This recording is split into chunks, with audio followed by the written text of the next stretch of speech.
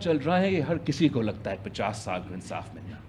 उसी वक्त जब मुझे 45 इयर्स के बाद ये जो भी इंसाफ था, इन्होंने कंप्लीट जस्टिस का कॉन्सेप्ट ना, वो भुट्टो शहीद का रेफरेंस के बाद आया। अभी अभी हमें ये कंप्लीट जस्टिस का कॉन्सेप्ट था। तब तक तो हमें सिर्फ कह सकते थे कि कायदे अवाम का trial was unfair. Now there's a deep rot, और ये चलता रहता है, and I'm the most disappointed by the bars, because actually you're right, it's not really for us to hold the judges accountable.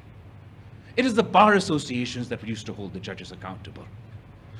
It was the bar associations that can hold a mirror up to them, जैसे आसमा जहांगीर ने की, और तेरा शक्ल ऐसा नहीं ऐसा है भाई। मैं जो मौजूदा चीफ जस्टिस ऐसे कहना कि मेरा कोई आपका पर्सनल स्पेसिफिक एतराज है सर, आप किसी एक पर्सन के लिए कह रहे हैं कि ये मिसाइल से, ये सारे मसले से, but this one person I do not want, and वो भी अफसोस के साथ बलोचिस्तान का चीफ जस्टिस है।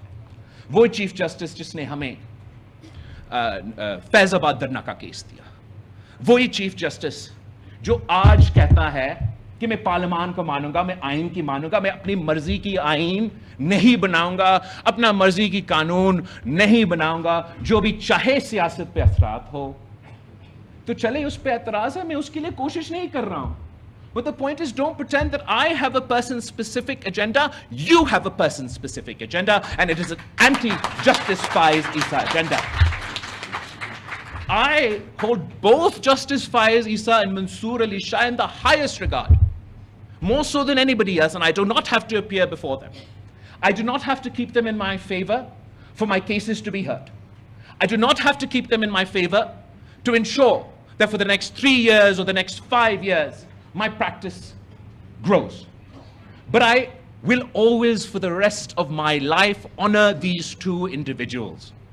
Because इनके दौर में वो हुआ जो पाकिस्तान की तारीख में नहीं हुआ माजी में। जैसे भी कहे, मेरा पार्टी कायदे अवाम शहीद जुल्फिकार अली भुट्टो का जो अदालती कत्ल का फैसला है, उस पर इतने खुश नहीं होते, मगर मुझे मालूम है कि कितना मुश्किल है आपको इस मुल्क में इंसाफ मिलना।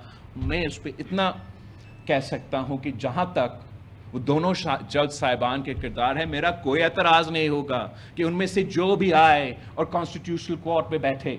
आई have no issue, but how dare anyone before I vote a bill, before we got the consensus necessary, जब हमारे पास वोट 2/3 मेजॉरिटी का होगा, आप जो झूठ यूट्यूब पे चलेगा वो मानेंगे?